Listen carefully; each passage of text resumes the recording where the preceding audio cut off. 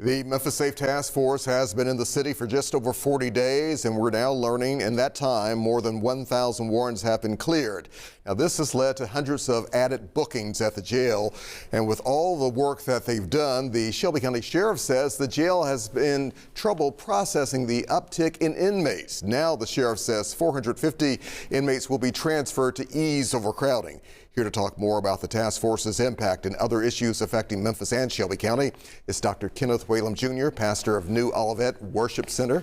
Dr. Whalum, welcome back to 3 at 3. Good to see you as always. Glad to be Let's talk about, first of all, the task force. It's been reported that it's straining the local jail system. How do you see it? Is it the result of what's happening now, or does it date back even further? Everybody who's been paying attention knows that jail overcrowding didn't just crop up as a major issue. We've been dealing with it and kicking the can down the road for decades, literally decades, Alex. Every elected official in Memphis and Shelby County for the last 20 years, every legislative body has been faced with jail overcrowding at 201 Poplar. So you're saying we knew this was coming, but this issue has not been addressed. We knew it and ignored it, Alex, and I'm sangry. I am sangry. That's sad and angry at the same time, because we've allowed the public sentiment to build against the president and the task force and blame everything on them when we could have addressed the problem months, years ago.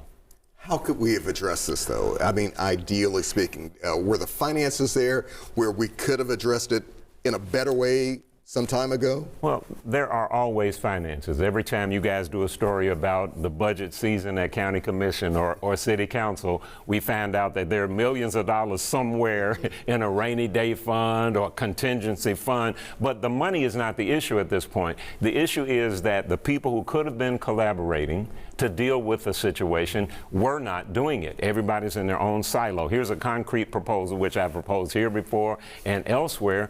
The Memphis and Shelby County Greater Chamber of Commerce could have been identifying space. It's about space. At this point, it's not about money, it's about available space. In the years leading up to now, Alex, and now, as a matter of fact, we don't have to wait until the task force leaves. These kinds of issues can be collaborated on now. Identify space and make the arrangements to transport inmates, prisoners to those available spaces. Then at least you can breathe and not be so worried about people stacked on top of one another at 201 Pop. We have a lot of people in the city now debating what happens next whenever the task force does leave, whether it's in another month or so, whether it's sometime next year. How do we address this issue? That's one of the issues that I'm sangry about, sad and angry, because if we don't, we're 40 days late, Alex. We're 40 days late on the collaboration. We've been in this wilderness for 40 days and 40 nights.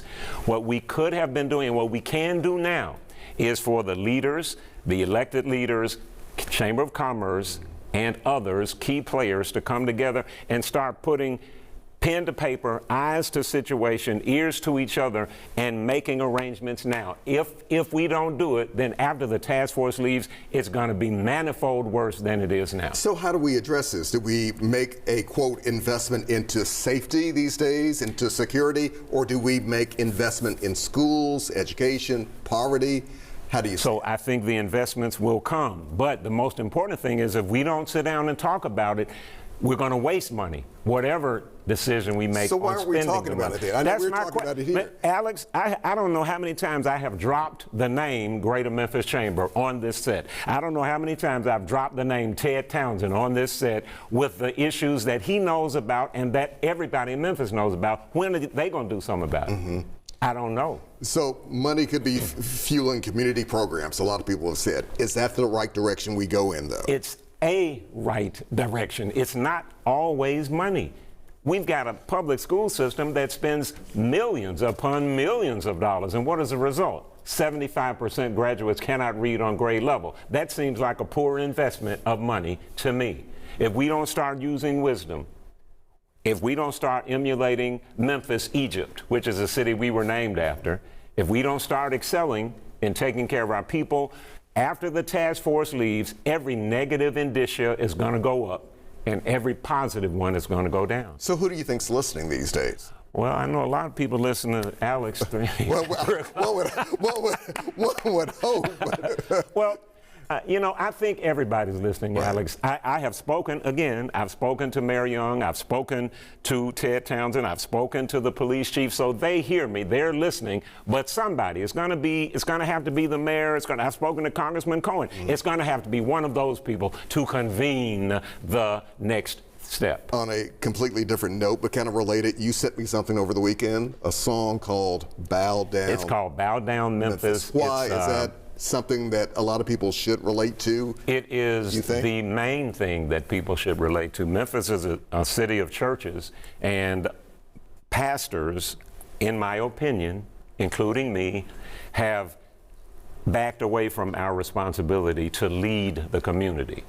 We're not so-called faith leaders. When somebody says faith leaders, I don't know what that means. I think pastors, black and white, need to step up, teach their people to bow, to worship, to receive from God what it is you get from bowing and from worshiping, and then take courageous action in leading our city for the sake of our kids. Again, Alex, if we don't do it, it's going to be worse than it was before the task force came. Dr. Kenneth Whalum, always glad to have you back. Appreciate you, man. We will keep doing this. Thank you. All right, a short break. Back in a moment.